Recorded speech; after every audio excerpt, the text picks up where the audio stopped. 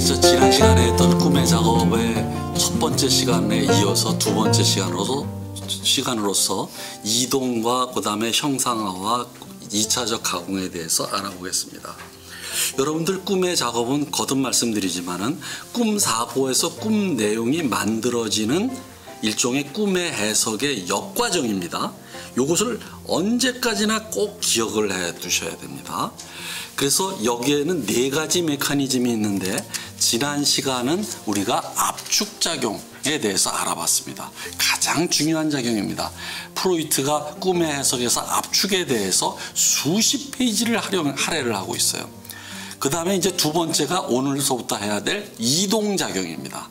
지난 시간에 말씀드렸죠. 이동은 보통 전위 또는 전치로 번역되는데 저는 이동이라고 말을 한다고요. 번역을 한다고요. 세 번째가 형상화라고 하는 작용입니다.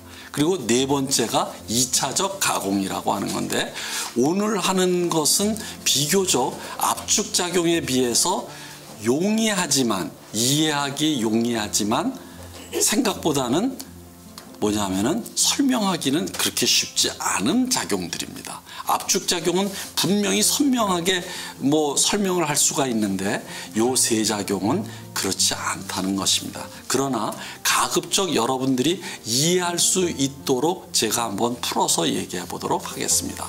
자, 첫 번째, 이제 두 번째 작용이 꿈의 작업의 두 번째 메커니즘이 이동이라는 겁니다. 그러면 이동을 정의를 해봅시다.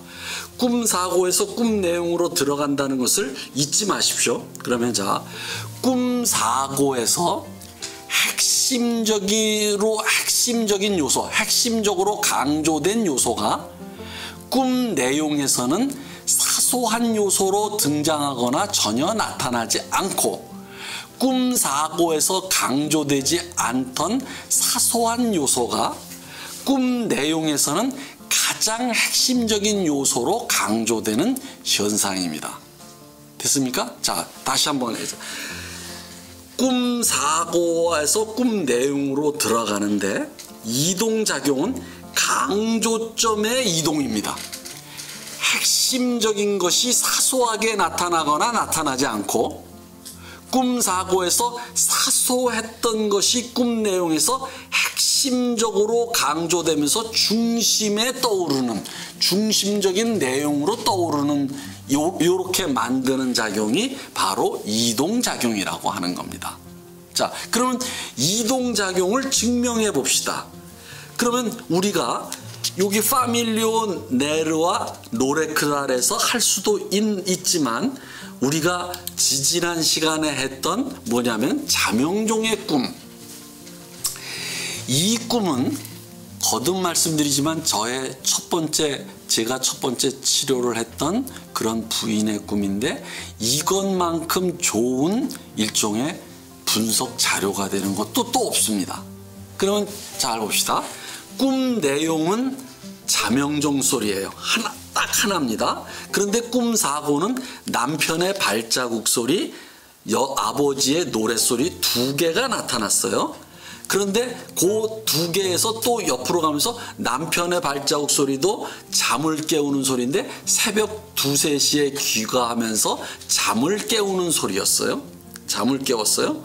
아버지의 노랫소리도 새벽 2, 3시에 귀가하시면서 잠을 깨웠어요. 그러면 여기서 공통점이 있습니다.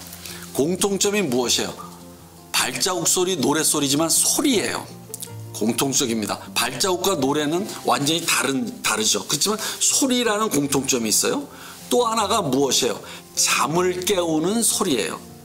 잠을 깨우는 소리. 그리고 새벽 2, 3시예요. 그런데 이쪽에 와서는 공통적인 것은 매개로 하나로 들어간다 그랬죠? 하나로 들어가는데 꿈 내용에서 하나로 나타났어요. 자명종 소리로 나타났어요. 자명종 소리라고 하는 게 무엇입니까? 바로 잠을 깨우는 기능을 갖고 있는 시계 소리를 얘기합니다.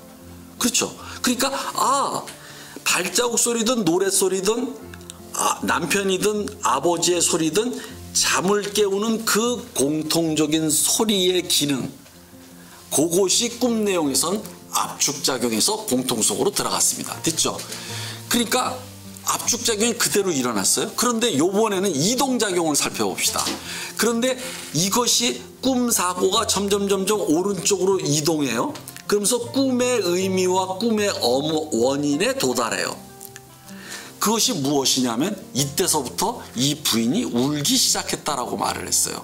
어머니에 대한 아버지의 폭력과 그것의 두려움의 기억이에요. 이게 가장 핵심적인 겁니다.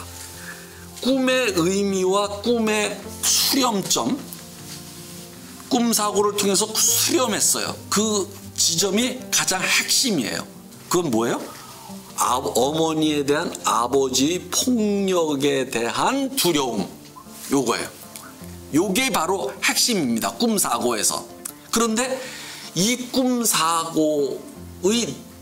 꿈사고의 핵심이 꿈 내용에 들어갔습니까? 안 들어갔습니까? 꿈 내용에서는 전혀 이 내용을 알아볼 수도 없고 꿈 내용으로서는 이것을 짐작도 할 수 없어요. 그런데 이쪽에 나타나지 않았다라는 겁니다. 그러면 요번에는 꿈사고에 들어갔던 것에서 어떤 것이 나타났느냐. 여러분들 잡시죠. 어머니에 대한 폭력, 아버지의 폭력에 대한 두려움 옆에 있는 요소가 뭡니까? 바로 아버지의 노랫소리예요. 핵심은 폭력인데 뭐냐면 아버지의 노랫소리가 이 폭력의 일종의 파블로프의 종소리처럼 말이죠. 미리 알리는 역할을 할 뿐이지 아버지의 노랫소리가 폭력 그 자체는 아니에요. 꿈사고에서는 사실은 이 폭력 옆에 있었던 것입니다. 오히려 폭력이라고 하는 핵심적인 요소에 비해서는 이것은 주변적인 것이죠. 아버지의 노랫소리는. 근데 그것이 꿈 내용에 오히려 들어가 버려요. 그러니까 여러분들 여기서 어떻게 알 수 있느냐. 핵심적인 것은 나타나지 않고 핵심 바로 옆에 있었던 주변 사소한 것으로 이동하면서 그 이동이 꿈 내용에 들어가는구나. 사소한 것이 핵심적인 요소로 소리가 여기서 이동작용이 증명이 되는 겁니다. 자, 그런데 이제 압축과 이동을 같이 이제 이 자명종 꿈을 통해서 우리는 했어요. 그러면 여러분들 뭔가 이상하다? 여기서 여러분들 눈치가 빠른 사람들은 금방 이것을 알 수가 있을 겁니다. 무엇이냐면은 무엇이에요? 압축과 이동이 동시에 일어나네? 이렇게 되는 겁니다. 꿈사고에서 꿈 내용으로 만들어지면서 꿈 내용으로 들어가는 이 과정이 압축과 이동이 동시에 일어나네? 그쵸? 동시에 일어난다는 거 하나예요. 이거 중요한 겁니다. 아까 다시 한번 봅시다. 자명종 꿈에서 잠을 깨우는 소리, 발자국 소리든 노랫소리든 아버지든 남편이든 이게 공통성이에요. 공통성이 들어가고 그리고 이 들어갈 때 이 소리는 아버지의 폭력에 비해서는 주변적인 거예요. 이동합니다. 이쪽으로 이동하면서 압축작용이 공통성을 매개하면서 이쪽으로 들어가 버려요. 우리는 압축과 이동은 동시적인 거로구나 하는 것을 여기서 알 수 있습니다. 그래서 프로이트가 이런 말을 합니다. 압축과 이동은 꿈이라는 수레를 움직이는 두 바퀴다. 이렇게 되는 겁니다. 두 바퀴다.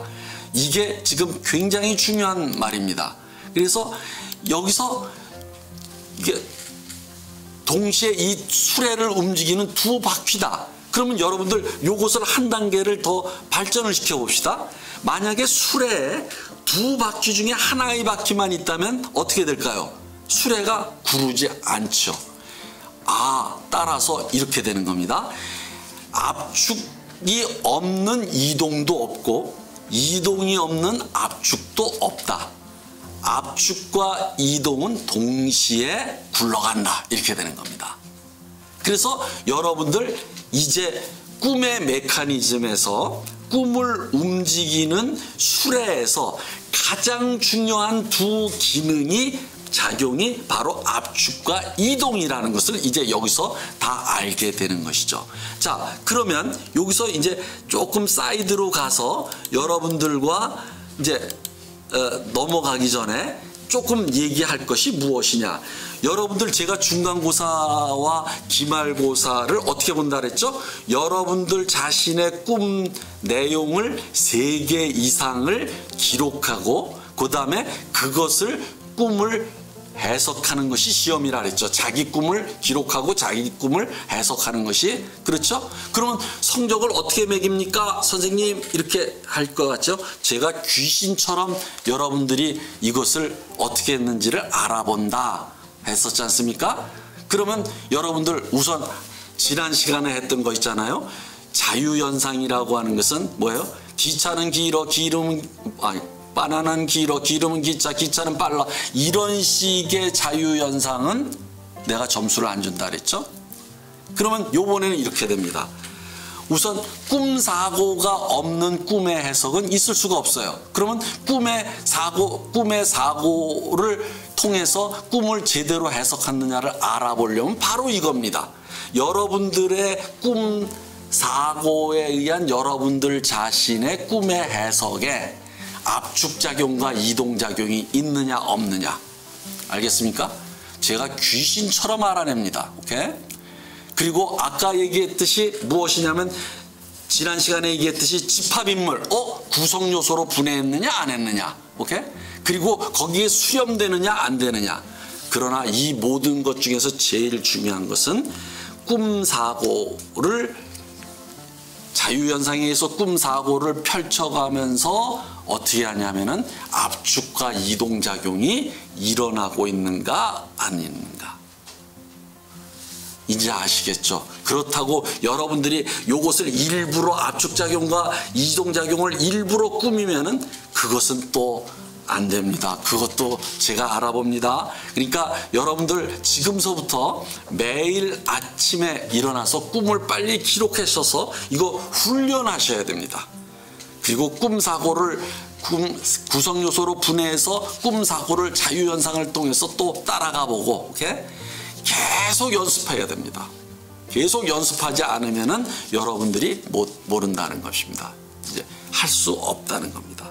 자, 그러면 이제 다시 이동으로 넘어오겠습니다. 그러면 지난 시간에 우리가 압축작용에서 했던 파밀리오네르, 이것도 압축작용으로 설명했는데 이동작용이 있을 거 아니냐? 있습니다. 이동과 압축이 같이 움직입니다. 그러면 파밀리오네르의 그냥 표면적인 뜻은 뭐예요? 친숙한 백만장자라는 거죠. 그죠? 그런데 친숙한 백만장자라고 하는 파밀리오네르라고 하는 그 조어, 꿈이 만들어낸 단어는 어떻게 만들었냐면 두 서로 상반된 심리적 경향이 충돌이 되면서 타협의 방향으로 만들어진 것이다. 그러면 충돌되는 두 힘은 뭐예요? 한쪽은 친숙하게 표면적으로 대해줬는데 속으로는 뭐예요? 이 거만하게 아주 자기가 돈을 좀 벌었다고 아주 거만하고 아주 뭐랄까 남을 조금 무시하면서 너는 가난한 이웃이지, 이런 가난한 이웃을 조금 무시하면서 했던 기분 나쁨, 그렇지만 그것을 표현할 수 없었던 그런 두 가지 심리가 친숙하면서도 아주 기분 나빴던 그 태도, 오케이? 이것이 충돌하면서 타협의 방향으로 갔다. 그럼 어디로 이동한 겁니까? 진짜 핵심은 어디에 있어요? 진짜 핵심은 이 친구가 부자인 로칠트가 자기를 거만하고 자기를 무시하면서 아주 우리말에 대대하다는 말, 대대하게 자기를 대했다. 오케이? 그것이 핵심입니다. 꿈사고에서. 그런데 그것은 없어지고 친숙하다 백만장자라는 걸로 이동을 한 겁니다. 됐죠? 이게 바로 이동작용입니다. 그럼 노레크달도 마찬가지입니다. 노레크달도 무엇이에요? 이 친구가 뭐냐면 비평문을 써왔는데, 생물학적인 발견에 대해서 비평문을 써왔는데 그것을 보니까 굉장히 과장된 문체야. 그런데 이것을 비난할 수는 없어. 그러니까 꿈에 나타나는 거야.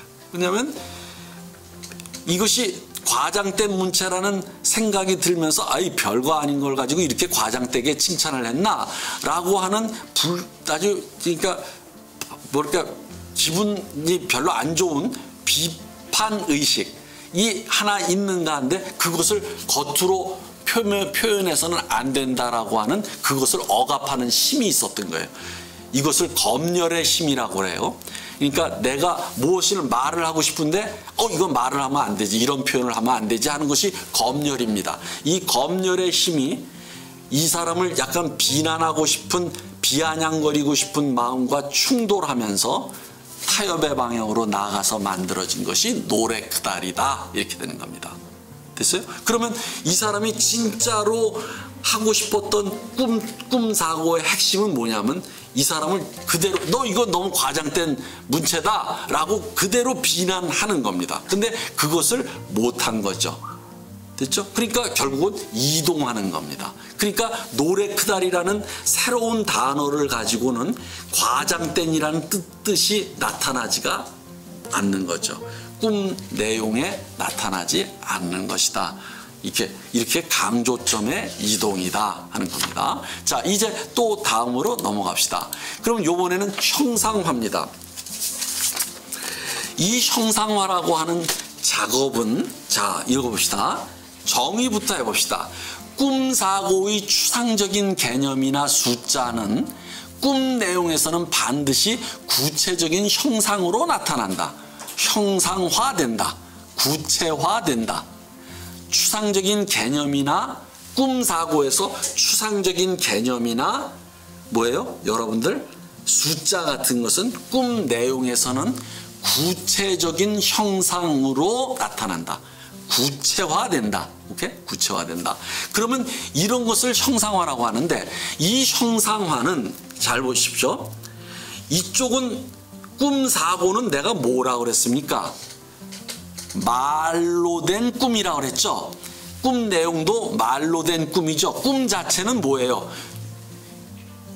영상 이미지라는 매개 수단을 통해서 영화에 비유할 수 있다 그랬죠. 그러니까 일종의 말에 의한 개념이, 오케이? 추상적인 개념이 일종의 영화라는 형상 이미지를 매개 수단으로 하는 영화로 들어가는 그런 특성 때문에, 꿈의 특성 때문에 생기는 일종의 메커니즘이다. 오케이? 자, 그러면 이것을 비유적으로 말을 할게요. 여러분들 어디에 꿈 내용에 해당되면 꿈에 비둘기가 나타났다. 우리가 보통 비둘기, 그런 구체적인 형상을 가지고 있어요. 그런데 그것은 무엇을 상징할까요? 평화를 상징한다. 마치 요와 같다라는 거예요. 평화라고 하는 추상적인 개념은 마치 우리가 얘기하듯이 신비둘기로 상징화되듯이 꿈사고에서 추상적인 개념은 꿈 내용에서 구체적인 이미지로 들어간다. 그러면 다른 말로 해봅시다. 여러분들 여기 법원에 딱 가지 않으면 그 법원에 가면 저울이 있습니다. 천칭이 딱 그 법원의 상징이에요. 그럼 천칭이라는 구체적인 물건은 무엇을 상징할까요? 바로 정의, justice. 그래서 재판은 정의롭다 이렇게 되는 건데 정의롭지 않죠? 그러니까 정의가 이 천칭이라고 하는 구체적인 이미지로 들어간다 하는 겁니다. 됐죠? 자, 그러면 요번에 이제 구체적인 예를 들어봅시다. 이런 것이 있어요. 자, 이거 실제로 있었던 겁니다. 어떤 사람이 삼자를 굉장히 싫어해요. 그런데 이상하게 꿈에 구체적으로 뭐냐면 꿈에서 누구를 만나요. 꼭 3명이 만나요. 그리고 꽃을 사더라도 꼭 3송이를 사요. 그리고 꼭 만나더라도 3층에 백화점 3층에 뭐 어디서 만나자 이렇게 계속 들어가는 거예요. 구체적으로. 그래서 이상하다. 뭐가? 그러니까 이렇게 돼. 꿈 내용에 3이라고 하는 구체적인 3개 있고 3층 그다음에 3명이 만나 이런 식으로 공통적이에요. 그러니까 3이라는 숫자가 꿈 내용에서 이렇게 구체적으로 들어가는 거예요. 그래서 이상해서 그러면 떠오르는 게 뭐냐? 3에 대해서 떠오르는 게 뭐냐? 그랬더니 딱 이 말을 하는 거예요. 자기가 결혼한 지 얼마가 안 됐는데 시부모님과 자기 부부 4명이지 않습니까? 이 4명이 다 만날 때는 아무런 불편이 없대요. 그런데 꼭 이 중에서 한 명이 빠지지 않습니까? 가령 예를 들어서 시부모와 자기 남편이 빠지고 또는 시아버님이 빠지고 시어머니와 자기와 남편 이렇게 3명만 되면 불편하다는 거예요. 그거 왜 불편할까? 그랬더니 이제 이것이 점점 가게 되면은 아주 옛날에 어떤 삼각관계에 있었던 겁니다. 삼각관계. 그러니까 예를 들어 가지고 자기와 남자 둘이라든지 아니면 자기 남자는 하나 두고 자기와 여자친구 이런 것이 아주 옛날에 그런 것들이 있었던 거예요. 근데 그것은 더 거슬러 올라가서 어떤 때서 어디서부터 시작되느냐 하면은 바로 부모와의 관계에서부터 시작되더라는 거죠. 이런 것을 우리는 보통 뭐라고 하죠? 오이디푸스 컴플렉스다. 이렇게 이제 거기까지 올라갑니다. 이제 오이디푸스 컴플렉스. 그래서 아무튼 이런 3자를 싫어해요. 실제로. 그런데 꿈속에서 그렇게 구체적으로 새송이꽃, 3사람을 만나고 3층에서 만나고 이게 계속 반복되는 거예요. 그래서 3에 대해서 직접적으로 꿈사고를 제가 물어본 적이 있는데 실제로 이렇게 들어가더라 하는 겁니다. 자, 이제 하나를 더 하겠습니다. 이제 하나. 이 형상화는 예를 들기가 그렇게 어렵지 않아요. 여러분들 지금 이 보고 있는 그림인데 이거 그림 치료에서 실제로 하는 건데 여러분들도 해보십시오. 어떻게 하는 거냐면 백지를 여기다 펼칩니다. 여러분들 책상에다 펼치세요. 그 다음에 그 연필이 있지 않습니까? 연필을 하나 쥐고 눈을 감으세요. 눈을 감고서 이 백지 위에다가 여러분들이 마음대로 그냥 선을 그리세요. 눈을 감고 해야 됩니다. 선을 막 감고 그리십시오. 눈을 감고 그려요. 그리고서 눈을 뜨자마자 여기서 제일 중요한 것이 눈을 뜨자마자 그렇게 마구 그렸던 그러한 선에서 제일 먼저 눈에 띄는 형상을 빨간 사인펜이나 파란 사인펜이나 노란 사인펜으로 그 제일 먼저 눈에 띄는 형상을 표시를 합니다. 그러면 여기 이 부위는 빨간색, 파란색, 검은색, 그 다음에 파란색 이렇게 표시를 했어요. 됐습니까? 이런 형상이 무작위로 막 선을 그었는데 눈을 뜨자마자 이런 형상이 딱 보인 거예요. 그러면 그 형상을 지금 형상화를 우리가 공부하는 겁니다. 그러면 그 형상에다 뜬 다음에 그런 다음에 이것에 대해서 물어보는 겁니다. 자유연상을 하는 겁니다. 자, 여기서 이 가운데에 있는 가운데에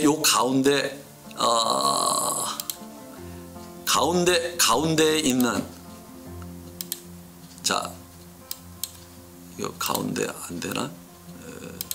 자, 요거 가운데에 있는 거 여기 있지 않습니까? 까만 거 있지 않습니까? 요것에 대해서 떠오르는 것을 말해봐라 그랬어요. 요 가운데 까만 걸로 되어 있는 거요. 그랬더니 하는 말이 무릎을 꿇었습니다.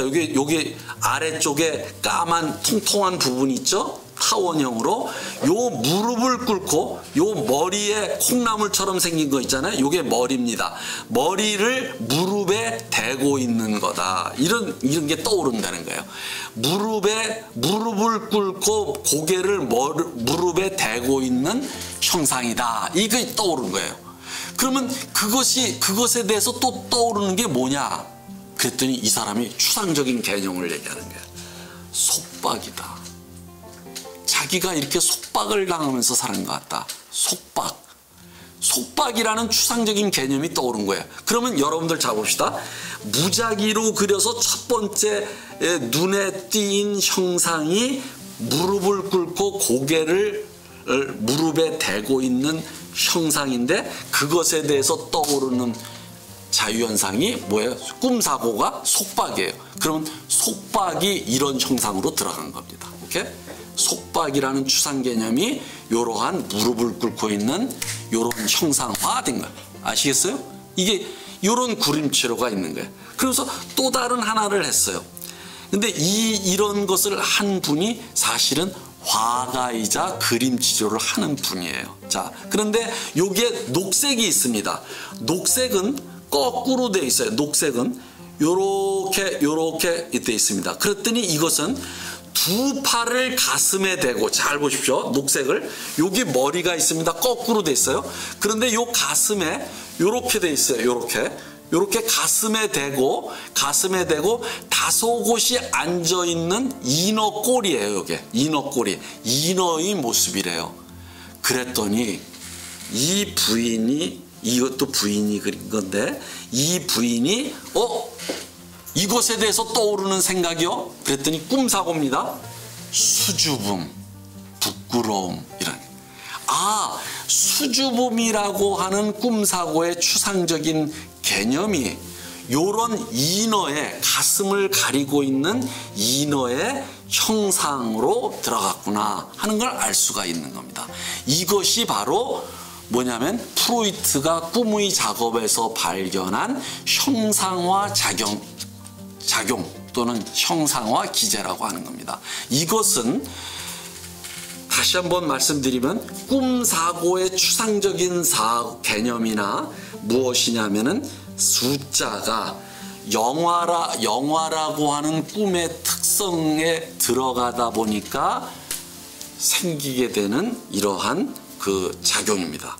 그런데 여기서 여러분들이 꼭 알아둬야 될 것은 형상화도 궁극적으로는 이동작용에 포함된다.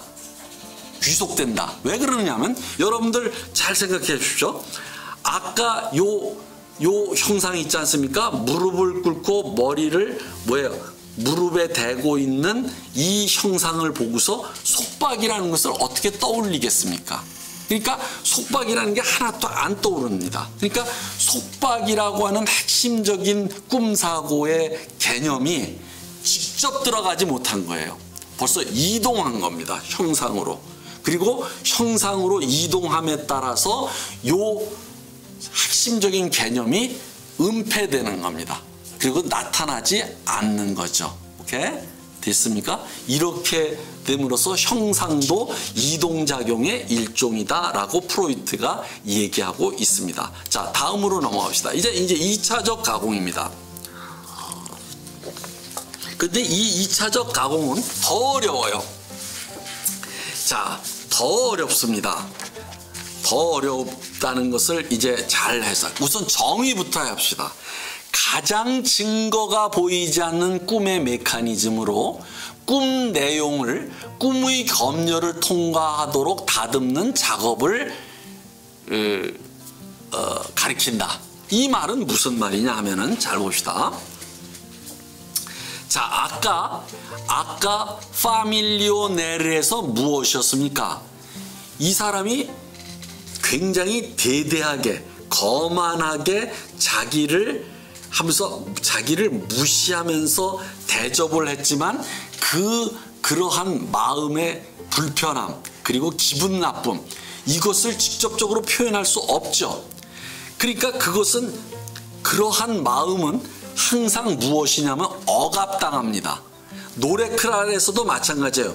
되게 과장되게 썼는데 라고 비난하고 싶은 마음은 무엇이에요? 이게 검열을 당하게 됩니다. 그것을 말을 못합니다. 여러분들 일상생활에서 많이 이런 걸 경험할 거예요. 어떤 말을 하고 싶은데 그 말을 그리고 직접적으로 못한 때가 많습니다. 직접적으로 못한다는 것은 어떤 말을 하고 싶은 그 말의 내용과 표현을 어떤 의식이 이것을 막고 있다라는 말이 됩니다. 그런데 이 막는 것을 우리는 검열이라고 합니다. 그러니까 나의 감정과 나의 생각을 우리는 생각보다는 직접적으로 노골적으로 말하지 못하고 항상 어떤 또 다른 의식에 의해서 막힘을 당한다. 그 다음에 이것이 막혀 있다. 그리고 이것이 검열당하고 있다라는 것을 느낍니다. 오케이? 그런데 꿈의 작업인 2차적 가공은 바로 이러한 검열작용을 말하는 겁니다. 이 검열작용을 통과할 때 우리가 다음 시간쯤에 다음 시간이나 할 때 검열을 할 텐데 검열을 통과할 때는 변형이 됩니다. 이게 변형이 돼요. 아무튼 이 검열작용 자체를 2차적 가공이라고 하고 검열에 의해서 꿈이 다듬어져요. 이 검열을 통과하기 위해서 다듬어지는 것을 다듬는 작업을 2차적 가공이라고 말을 합니다. 굉장히 좀 어렵습니다. 다시 한번 할게요. 자, 아까도 말했지만 과장된이라는 비난성인 표현을 쓰고 싶은데 직접 쓰고 싶은데 쓰지 못해요. 그럼 벌써 이미 검열 당하고 있는 겁니다. 이것이 막혀 있는 겁니다. 직접적으로 쓰지 못해요. 그럴 때 이 과장된이라고 하는 비난성 말이 뭐냐면 뭐예요? 이 검열을 통과하기 위해서 무엇이냐면 변형되거나 가공되어 꾸며져요. 그 꾸며지는 것이 꾸며져서 변형되어서 나타나는 게 뭐예요? 노래크달이다 이렇게 되는 거죠. 노래크달로 나타나는 거예요. 자, 그러니까 결국은 2차적 가공은 두 가지가 전제됩니다. 하나가 뭐냐면 어떤 마음의 충동 같은 것을 하지 못하도록 가로막는 일종의 검열입니다. 그런데 그 검열을 하는 것이 2차적 가동의 첫 번째고 두 번째는 그 검열에 통과하도록 뭐냐면 꾸미는 거예요. 다듬어요. 검열을 통과하도록. 요 두 가지를 합쳐서 2차적 가공이라고 한다. 가공이라는 것이 일종의 원래의 원자재를 원료를 뭐예요? 이렇게 쓸모 있게 이렇게 다듬는 걸 말하는 거지 않습니까? 그러면 요것이 이제 2차적 가공의 정의입니다. 그러면 하나를 더 하겠게요. 그러면 이 2차적 가공, 즉 검열에 의한 꿈 내용의 다듬기, 이것은 의식의 작용일까요? 무의식의 작용일까요? 당연히 의식의 작용입니다. 알겠죠? 당연히 의식의 작용이에요. 그러니까 무의식적인 소원 있지 않습니까? 무의식적인 욕망, 무의식적인 충동, 이것을 뭐예요? 이쪽에서 의식에서 못 올라오게 막는 거죠. 오케이?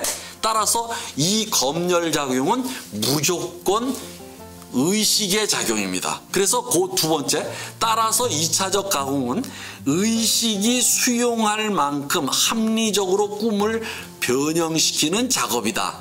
따라서 그것은 검열 작업의 일종이다. 이렇게 되는 거예요. 자, 그런데 이것을 증명해내기가 어려워요.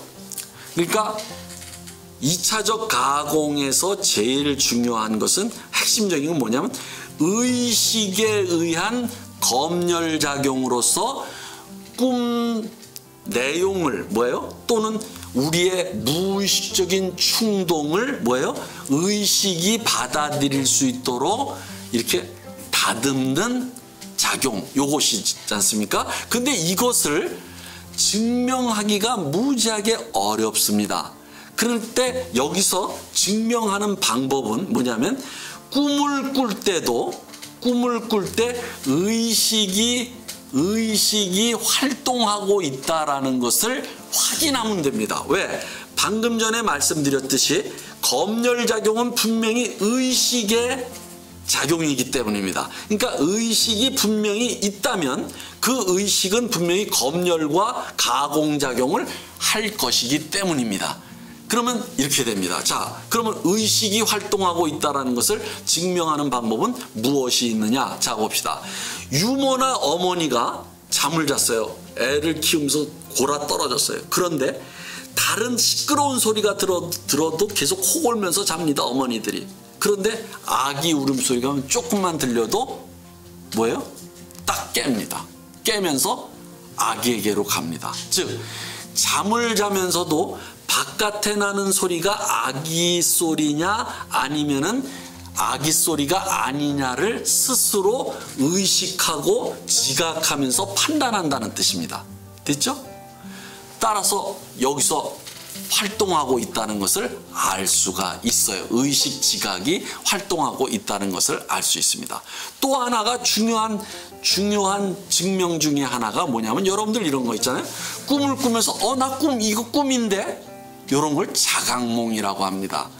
그래서 이 자각몽이라는 표현을 프로이트는 쓰지 않았어요. 근데 이게 자각몽이라는 것이 굉장히 오늘날 굉장히 중요시되고 학생들이 그것을 갖다가 굉장히 이것을 중요하다고 여기면서 자각몽이라고 하는데 사실은 이 자각몽은 그렇게 중요하지 않습니다. 그러니까 뭐냐면 분명히 뭐냐면은 자각몽이 약간의 가치를 갖고 있는 것은 자각몽이 중요해서가 아니라 무엇이냐면 의식이 활동하고 있다라는 겁니다. 꿈에서도 의식이 활동하고 있다. 그것은 무엇이냐면 자기가 꿈을 만드는데 의식이 관여하고 있다라는 증거가 되기 때문입니다.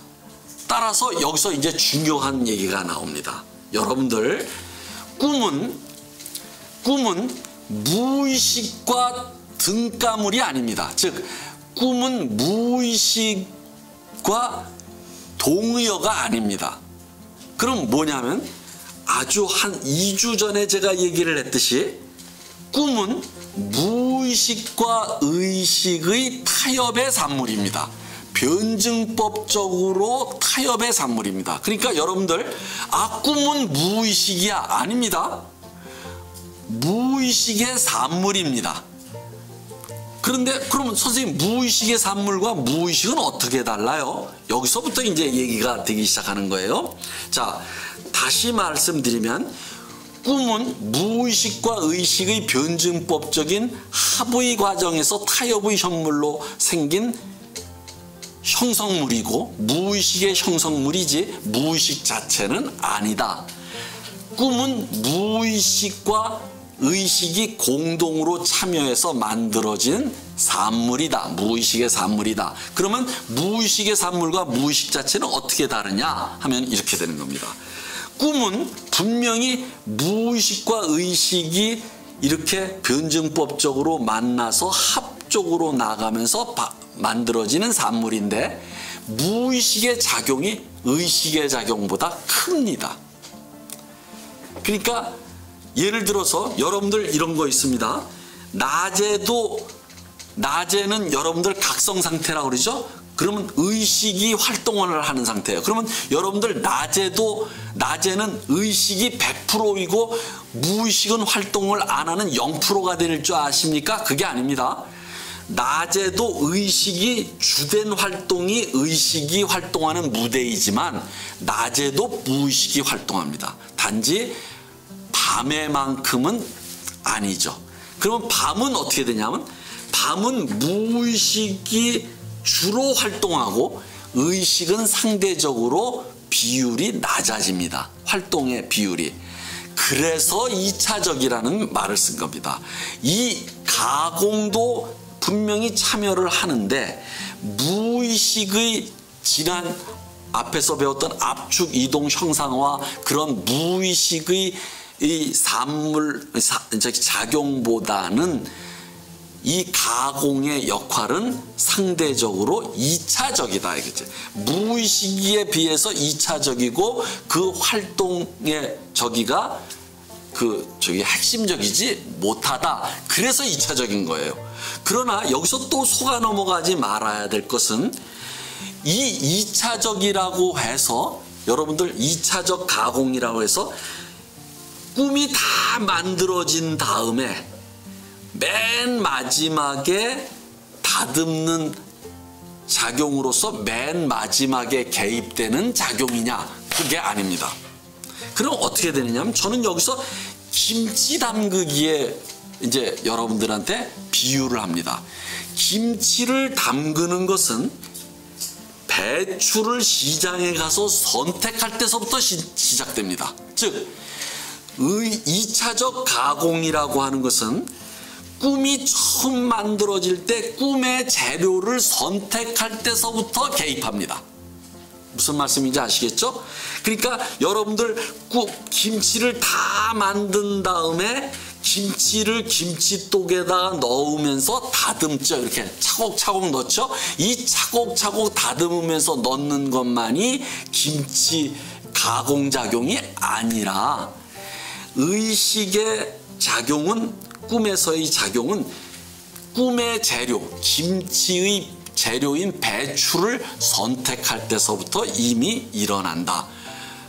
그렇기 때문에 2차적이라고 해서 맨 마지막에 개입하는 의미에서의 2차적이 아니다.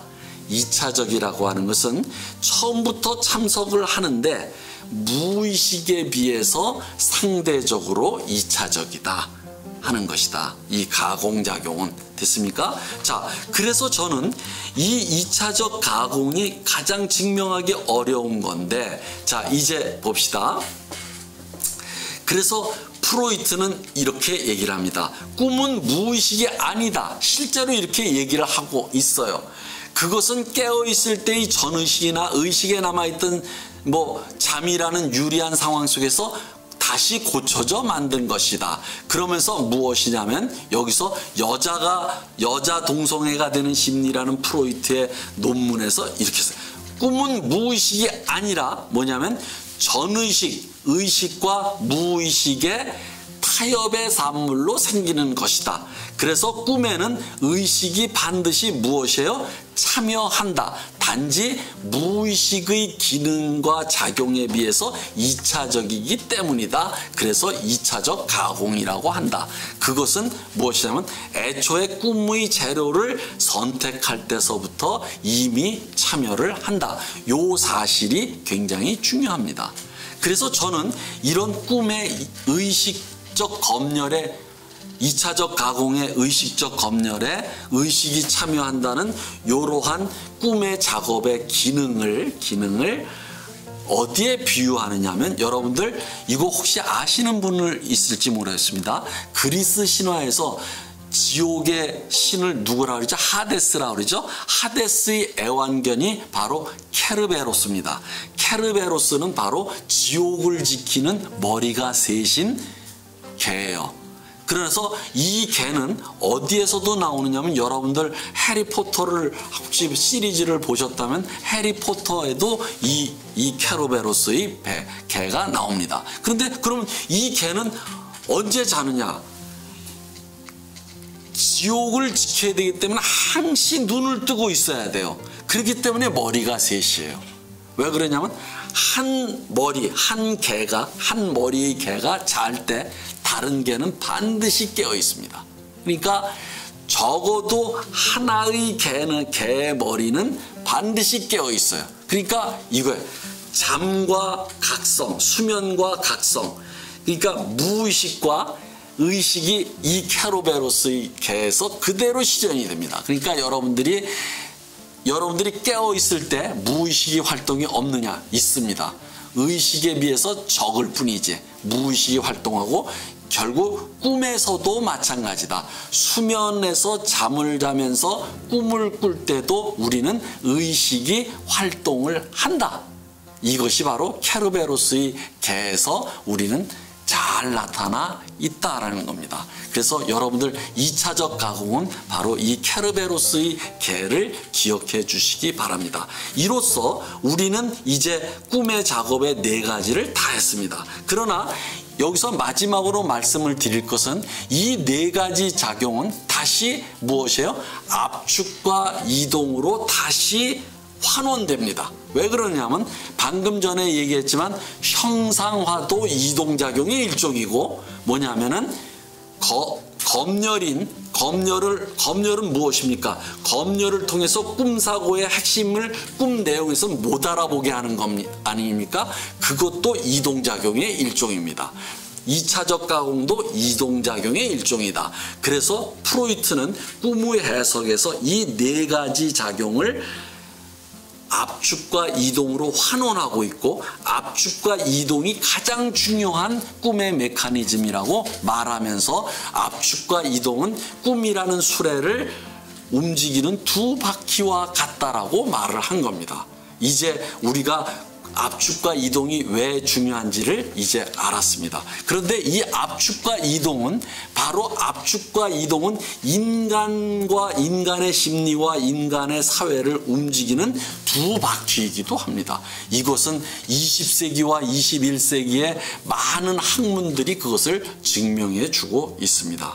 자, 다음 시간은 우리가 디 아워즈라는 영화를 보고 그 영화를 이제 해야 되는데 정신분석적으로 분석하는데 이 디 아워즈는 굉장히 어려운 영화입니다. 따라서 여러분들이 다음 시간에 제 디 아워즈의 분석을 여러분들이 분석해 줄 텐데 그 전에 반드시 디 아워즈라는 영화를 보아 오시기 바랍니다. 그 영화에서는 무엇이 가장 잘 나타내 있느냐 하면은 압축작용이 가장 잘 나타나 있습니다. 그리고 압축작용을 가지고 인간의 심리와 그 다음에 모든 그 영화의 기법을 그 압축작용으로 풀어가고 있다는 겁니다. 그런 의미에서도 굉장히 중요하고 그렇지만 이 영화가 보여주는 인간 심리의 핵심을 우리는 놓칠 수 없기 때문에 배워야 될 게 많기 때문에 이 영화를 선택했는데 굉장히 어려운 영화니까 반드시 시청하고 와서 제 강의를 들어주시기 부탁드립니다. 감사합니다. 다음 시간에 뵙겠습니다.